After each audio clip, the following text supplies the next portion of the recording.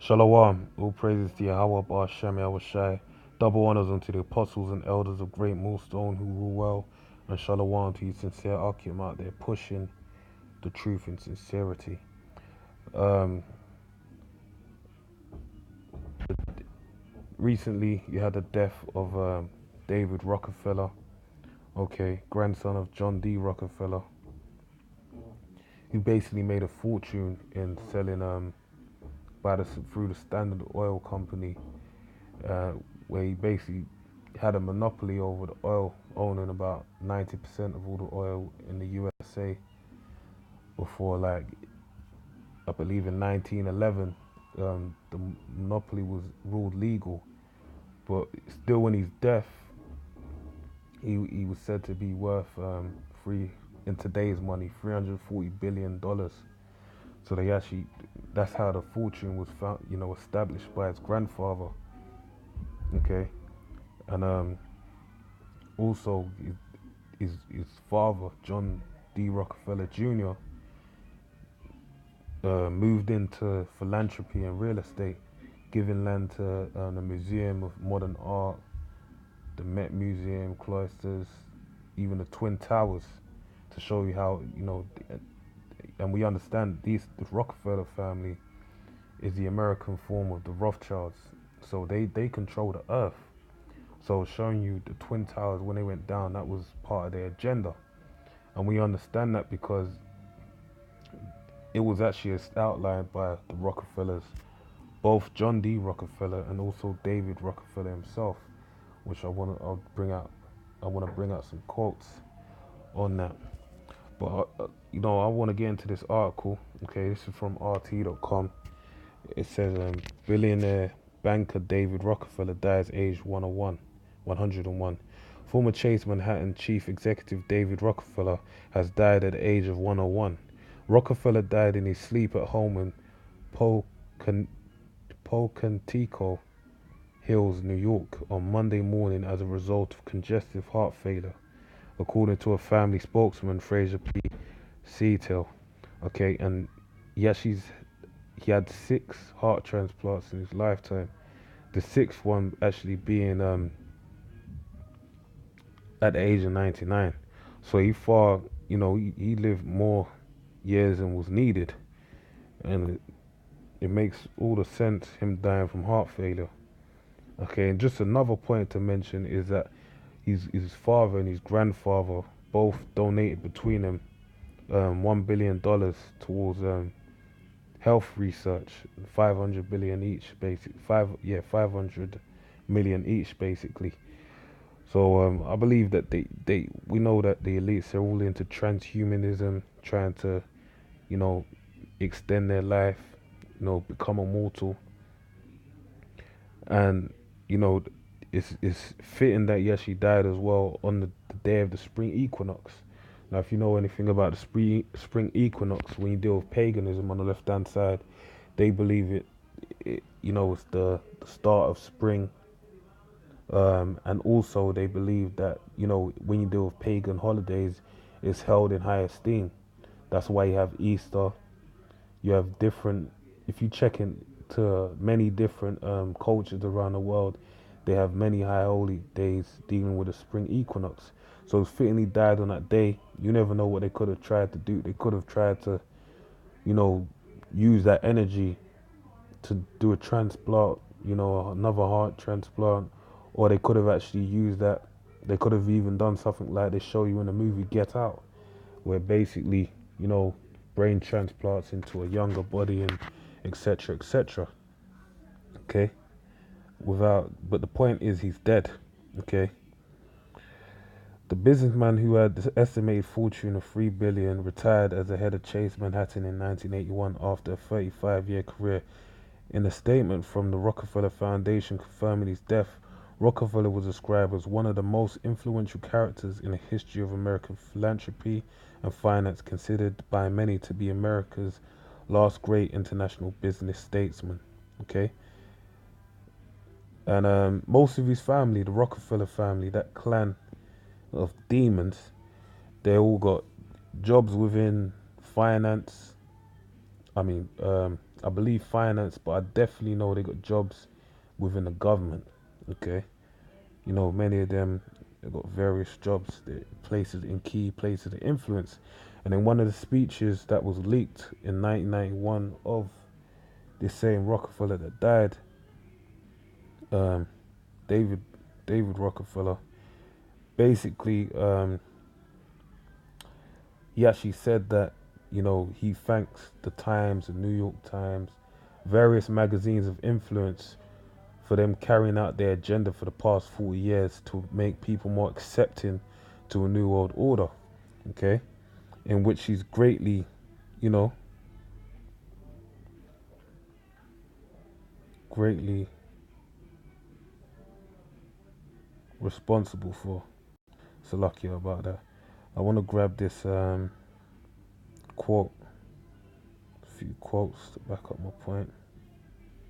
Okay, first dealing with his grandfather. This is John D. Rockefeller. The ability to deal with people is as perishable as a commodity as sugar.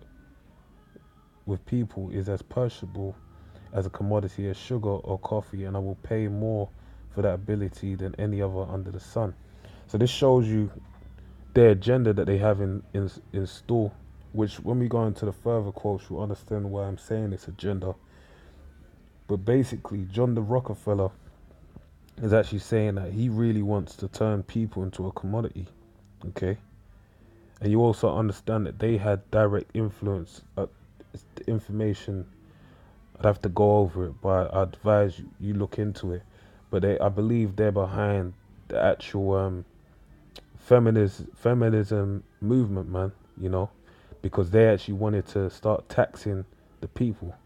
I believe it was Aaron Russo and Nick Rockefeller speaking about that, and they're basically saying that that was the cause for the reason of women's rights was so that they could tax the woman and also split up the home, and then, you know, get all that half of the income of the man in the relationship, get that their hands on that money as well.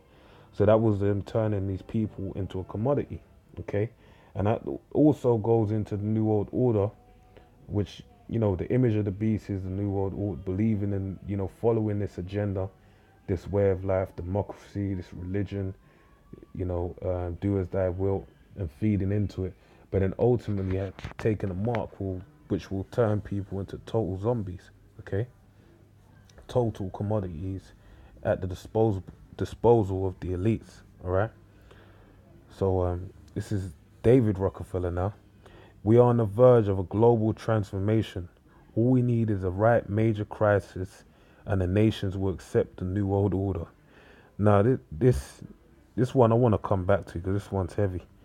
But I'll move on. Some even believe that we are part of a secret cabal working against the best interests of the United States, characterizing my family and me as internationalists and conspiring with others around the world to build a more integrated global political and economic structure.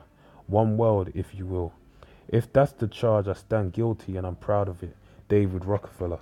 And you actually have people read this quote and say, I believe there's nothing wrong with that, because they don't understand that they're the commodity. They're going to be at the disposal of the elites. And this ultimately is a great, grave sin, because the Lord ain't with all nations coming together. The Lord separated the people according to, you know, to the, until, according to the portion of Jacob, basically. All right, it tells you that in Deuteronomy about all the nations being divided. And also, when you read about the Tower of Babel, the Lord went with the Tower of Babel. He came down and confounded the languages of the people. All right.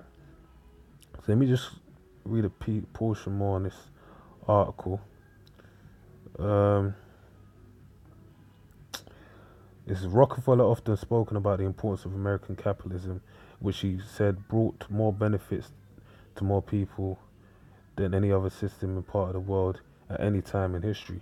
That's why you have the Americanization of the world. That's why now you got in Saudi Arabia, you got women driving cars all over the world. You got women driving cars, and they're feeding into Americanism, becoming whores, doing pornography, everything that's part of that Babylonian culture. All right. Rockefeller was married to Margaret McGruff, from 1940 until her death in 1996, and the couple had 6 children. Alright, so I'll finish up on this now. Go back to this previous quote. Alright, we are on the verge of a global transformation. All we need is a right major crisis, and nations will accept the New World Order. Now, if you notice, we had a terrorist attack over here in London, okay, with a Jake. You know, it seems like every terrorist these days you know in the world is turning into to look like the sons of Israel, man, with beards and whatnot. So you had this Jake actually perform, carry out a terrorist attack, and it's funny how it happened a few days after the passing of this David Rockefeller, who's one of his main known quotes is this, okay. So he said, all we need is a right major crisis and the nations will accept the New World Order. Now, I want to finish up on these 2 scriptures.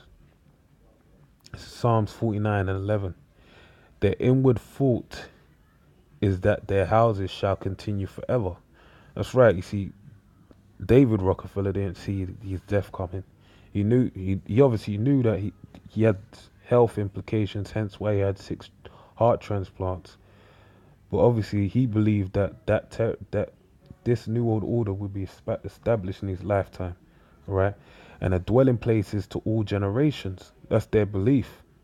That's what they sit and rest upon in their thoughts, their minds. They call the lands after their own names, okay? And that's been done since the time of Alexander the Freak, all right? So that's what they believe, but they had a stark reality set in once the death of John D. Rockefeller. And may I say, he was actually the leader of the family at this time because he was the eldest in the family in charge of their wealth, okay? So now he's passed away. One of the main, we're talking about the Rockefellers, the American form of the Rothschild family has passed away. That's a great thing in their eyes. So they really want to forward this agenda. They want to see it happen. And you had Evelyn come on BBC and actually on British television actually made it known that, look, I'm getting older now. I want to see these things come to fruition. All right.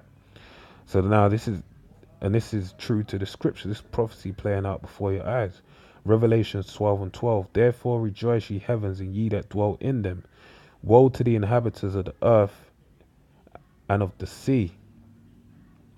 The devil is come down unto you, having great wrath, because he knoweth that he have but a short time. And that's why after this, especially dealing with this terrorist attack that happened in London, that happened, Theresa May, they got her out of the Parliament building, and she was taken straight to the Queen.